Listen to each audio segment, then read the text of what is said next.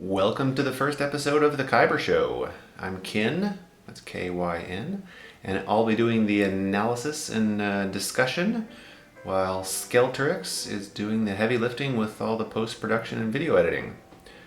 Our goal for this is to be a weekly show. We're going to analyze a few selected Grand Arena fights from different content creators on YouTube and Twitch. And we're going to look at the footage from each of those and select a few of them which will go into depth and review which decisions led to their victory or defeat. This week we're going to look at fights from GAC Championship number 9, week 3. In terms of the meta, the GAC meta, it's shifting a bit towards more and more usage of non-mirror counters to GL Ray and GL Kylo, mostly as folks become more familiar and comfortable with them to use them in GAC, not just in Arena. We also have a few sightings of Jedi Knight Luke, though in almost all cases he's used on offense and just is dominating the matchup. For the fights we're going to review this week, I watched almost 500 different fights, and out of those I chose 4 of them that I think are the most interesting to analyze and see what decisions were made. So let's get started this week. Here is our first fight from ItsJusIan. This is actually the runner-up for the fight of the week. We'll review at the end, but this is a fight using Emperor Palpatine and Darth Nihilus. Relatively lower geared also, only 2 G13s. Against a GG team. A pretty standard setup here. The only thing that's a bit different is using a TIE fighter pilot. I'm not as a huge fan of that as he is, primarily because the fact that with his foresight from his unique, he can trigger the enemy B2 with evades and give him turn meter and sort of start the train rolling on their side at the beginning of the fight. However, he is an Empire, so he gets a lot of turn meter from EP when he inflicts debuffs with his AoE or his basic. So he does go a lot and help keep the train rolling. But a good choice. I think the most noticeable thing here is in terms of GP, the relative strength of, or the cost from Grand Arena perspective, the cost of this team is rather low compared to the team it's matched up against. So pretty normal start here. In this case, he's not doing stun. He needs to get shock on Magna Guard and B2. Gets it on Magna along with buff immunity, which is nice. Now just hitting B1. And here we're going and got shock on B2. That's perfect. And here he actually, I'm going to pause for a moment. He didn't use Power of the Dark Side from Emperor Palpatine, the AoE stun. In this case, it's a much safer choice to use that. GG is definitely not in the range of getting below 100% health with the AoE stun, and it provides a lot more safety throughout the rest of the match. We'll see what happens though. So continuing just hitting B1 to reduce the stacks, getting a skill block on oh, that was close. Skill block on Magna was very good, or on Newt, I'm sorry. And here again he has a chance to use the Power of the Dark Side to stun as many people as possible. He's looking to see what's active on Newt. Again, this is a case where I would definitely use Power of the Dark Side. DN is dangerously low, and B1 is hitting reasonably hard, but he still keeps going for stacks. Going for a skill block on Newt, that's very nice. More stacks.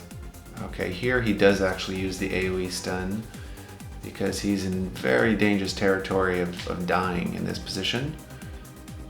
And gets an awesome awesome stun on almost everybody. That's nice.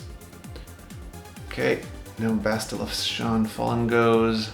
Just has to be careful not to kill somebody or get GG below 100% health before DN takes his next turn. Seems like it's going to be pretty straightforward. Just pinging people little by little. Oh, that was close. Almost there with DN. Here he can actually hit with a expose on B1. Very nice, he got him. You can hit DN with an expose on B1 and it won't trigger the 2 stack reduction. It's a bit risky here to do the AoE with TFP because Newt could have gone and used his subterfuge and killed both DN and TFP. He got lucky that his guys went first with TM, sort of a coin flip there. Very nice win, Ian. Exciting and well executed fight. That's a great trade in GAC. Alright, in the next fight we have Xaereth in an exciting, not really, Negotiator mirror match. These are tough. A lot of it comes down to coin flips, assuming the speeds of both teams are equal. We don't know for sure whether the speeds are equal in this fight because we don't see Xerath checking the enemy ships before. But let's assume they are. We'll see in the first few opening moves how it works out. Really the battle is often determined in the first 15 or 20 seconds, at least in terms of who has the significant advantage. It's one of the downsides of these mirror matches. So he won the first coin flip. I guess they are similar speeds. Pretty standard opening moves. Houndtooth goes, lands breach. Our Houndtooth lands breach also, that's nice. This is a big downside where the AoE from the enemy negotiator goes first. Okay, I'm gonna pause here for a moment. There is really never any time where you want to use unending loyalty over the AoE.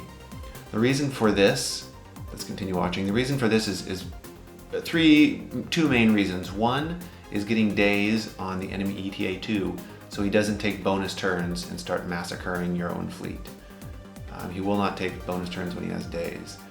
Second is to get a debuff, not necessarily days, it doesn't really matter, on the enemy Ahsoka Tano, because if she has a debuff on her, her next move will not be a basic, which just adds to your damage, but will be her Dispel and the one that gives retribution to allies with debuffs. This slows her down a lot.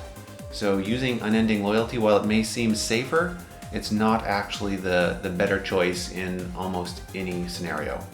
So here he did take out the enemy ETA2, that's great. Looks like he's in control here now of the fight, or more control at least. Getting the enemy ETA2 is a big deal. So now it's just pretty normal trades, getting some extra protection. Now an AoE to see if he can take out Houndstooth. Probably won't, it's a lot of damage. Oh, that's nice to get that buff immunity on Houndstooth. Who did they bring in here? Plo to undo all of that work. Now this is a tough fight. After losing control... Okay, let's pause here for a moment as well. Using Breach on the enemy's Houndstooth, as opposed to a basic, it may seem like the better choice, but in reality, because your own Houndtooth just got taunt from Plo Koon, which lasts for 2 turns, it's actually better in terms of protecting your own fleet to use the basic to remove the defense down, because you have a risk of, with defense down and breach, but with defense down you can be hit quite hard by the enemy, and with breach you don't have a chance to remove the enemy's taunt.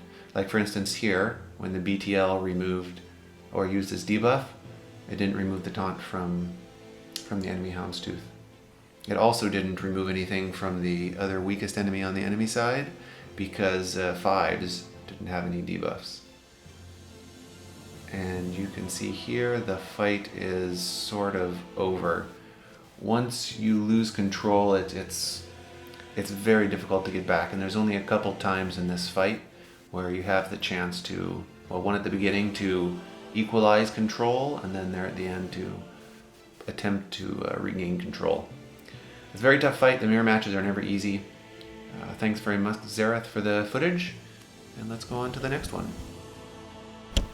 In this fight, we have Endallbeall going up against a quite strong DR team, a full DR team. No Sith Empire Trooper here, both Marauder and HK. Using his Padme with R2. These fights are difficult. Oh, let's pause here just for a moment. The turn order is set perfectly from Endall's team. As you can see, Padme goes after the enemy DR, Fallen Bastilla, and Malak, and before the enemy HK or Marauder goes, because they both do damage based upon the amount of debuffs in the field.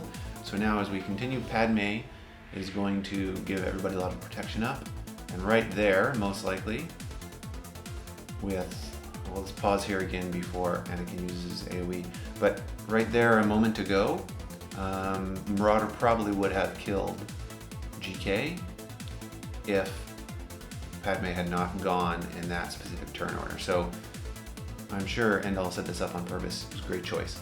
So here now Anakin is going to use his AoE, and while it may be tempting to try to go for DR right away, let's continue here.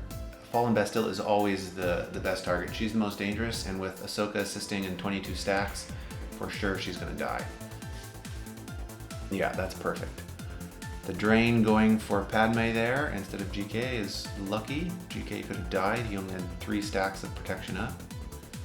Getting out HK is good. He probably would have killed GK as well with his, even though he's G12, his bonus does a lot of damage. His bonus damage towards Jedi. So now again we have a tough decision here. It may seem like a tough decision on who Ahsoka should target with her big hit. It's really only Marauder or DR. DR is obviously the most dangerous one. Marauder doesn't have a special up yet. And DR is definitely the right choice. Another helpful point on why this is the correct choice is, as you'll see, because Malak has triggered Jaws of Life unique once already, when DR does his equalization, Malak doesn't get a bonus turn. Very, very helpful. So now he can either, yeah, he takes out Marauder there. And now it's just cleanup, although it still could go wrong easily with Malak there if he triggers a couple more bonus turns. Maybe he can get lucky with a stun from B2, no, from R2 rather. Oh, that is very nice with those debuffs. R2 didn't die, perfect, and there you go. That is a tough fight, some very, very good decisions by Endall, and a very nice win. Great job. Let's go see the next one. This last fight is the fight of the week from Indigo. He's using a Vader team with Traya and Fallen Bastilla against a Rey team with Holdo and Zal, Hermit Yoda, and Resistance Hero Finn. This is sort of an interesting defensive team. Zal is nice because his auto taunt triggers right away when Rey moves, but Holdo, unless the Rey team is sort of running away from things, it's hard to get foresight on the board for Holdo to taunt. She'll only get foresight from either Resistance Hero Finn using his second special, or potentially from Hermit Yoda using his second special and giving foresight. So not a bad choice, but it's unlikely that she's actually going to do a lot of taunting during this fight. Most likely she'll heal somebody or cleanse somebody, which can cause some problems. So pretty typical opener. It's a nice move to bring in Fallen Bastilla on the team here from Indigo.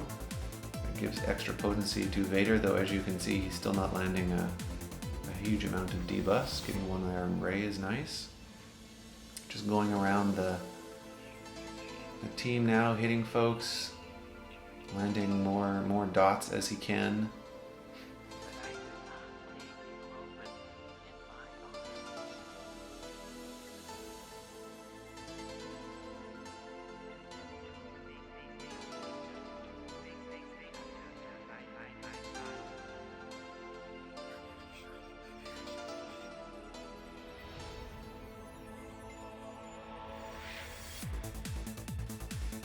He puts the tank tech Puts that on Thrawn, makes sense. Now I'll do a TM swap with Traya to isolate Zal.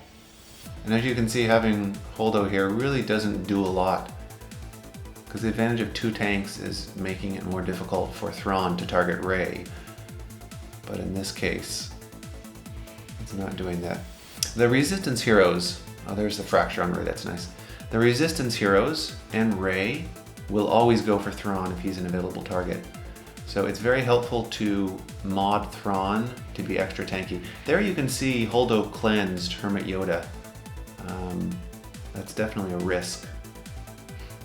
Rey still has a lot of protection, so no real way to get an execute or a calling blade off now on her and kill her. I don't know Indigo's mods, but you usually wait until her protection is gone or very close to gone, because you still have to hit for probably at least 300-400k. Now Rey is very close, probably 60% health, that's excellent. Got a skill block on Finn, that's very nice. Another one on Holdo, so she can't do another cleanse, that's helpful. Now he's thinking perhaps about a calling blade. She's at about 60% health, you can tell by the green bar. It might work, possibly, certainly a risk. Oh, she's very close to 50%, you have to be careful of triggering her immunity, though it's not that bad. When she does take a turn, she'll go into, oh so close, she'll go into ult on her next move, so either he has to kill her before she goes into ult, or he'll need to tank the ult and kill her afterwards. Tough choice. Well, this is a smart move by Indigo here. Getting the debuff off.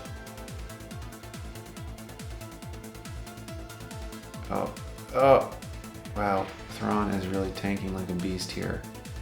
Again, showing the importance of having tanky mods on him, because Rey and the Resistance heroes will always target him if he's available, and it can end your run quite quickly.